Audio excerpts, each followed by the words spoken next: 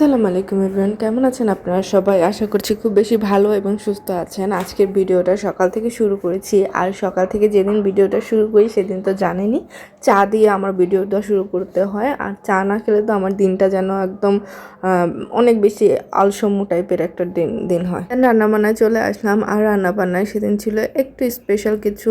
আর আমার কাছে এটা একটু ভিন্ন রকমের রান্না, কেননা আমি সচরাচর এই রান্নাটা করি না, বা বলতে গেলে বলা যায় যে একদমই ফার্স্ট, আমার লাইফে ফার্স্ট কালাভুনা করছিলাম আমি আর কি। সো এখন অনেকে আবার হাইসেন না যে ফার্স্ট টাইম কালাভুনা করছে, আসলে নিজের হাতে ফার্স্ট টাইমই করছি, আর অনেকবার খেয়েছি অন্যের হাতে। যাই হোক, তারপর হচ্ছে এই তো আমি এখানে কালাভুনা রান্না করছিলাম। আর রান্না করার জন্য এখানে রাঁধুনির কালো ভুনার মশলাটা কিনে নিয়ে এসেছি। দেন ওইটা দিয়েই ট্রাই করছিলাম যে আসলে সত্যিই রাঁধুনির কালো ভুনা দিয়ে হয় কি না অথেন্টিক কালো ভুনার রেসিপিটা। তবে আমি আমার অনেস্ট রিভিউ দিলে মোটামুটি ভালোই হয়েছে, বাট কালারটা আর একটু যদি কালো হতো তাহলে মনে হয় বেশি কালো ভুনা ভুনা লাগতো। এখন আমার কাছে মনে হয়েছিল, পার্সোনাল ওপিনিয়ন, যে একটু খয়েরি ভুনা লাগছিল আর কি। আর এরকম হলেও সমস্যা নেই, খেতে কিন্তু মাশাআল্লাহ অনেক মজা হয়েছিল। একদম কালো ভুনার রেসিপির যে অথেন্টিক টেস্টটা সেটাই পেয়েছিলাম আর কি। সো যাই হোক, কালো ভুনাতে কিন্তু অবশ্যই সরিষার তেল দিতে হয়। সো আমিও একটু সরিষার তেল দিয়ে নিয়েছিলাম, আর সাথে কিন্তু একটু সয়াবিন তেলও ইউজ করেছি। যেহেতু আমি একেবারেই সরিষার তেলে রান্নাটা করতে চাচ্ছিলাম না, একটু মিক্স করেই রান্না করতে যাচ্ছিলাম, তাই। আর হচ্ছে দেখতেই তো পেলেন কি কি দিয়ে দিয়েছি, কিচ্ছুই দিতে হয় না। এই রান্নাটা রান্না করা এত সহজ, আমি জানলে হয়তো অনেক আগেই ট্রাই করতাম। আমার কাছে মনে হতো যে কালো ভুনা হচ্ছে অনেক ভেজালের একটা রান্না, অনেক প্রসেসিং, অনেকক্ষণ ধরে রান্না করতে হয়, বারবার নাড়তে হয়। সো এই ভয় থেকে নিজে কখনো ট্রাই করিনি। রেস্টুরেন্টে যেয়ে খেয়েছি, বা আমার মার হাতে, বা আত্মীয় স্বজন সবাই রান্না করে খাইয়েছে, কিন্তু হচ্ছে নিজের হাতে করিনি। কিন্তু আমি যখন রান্না করলাম তখন বুঝলাম যে না, এটা রান্না করা খুব ইজি। সো বারবার ট্রাই করতে পারবো, আমি রান্না করতে পারবো আর কি।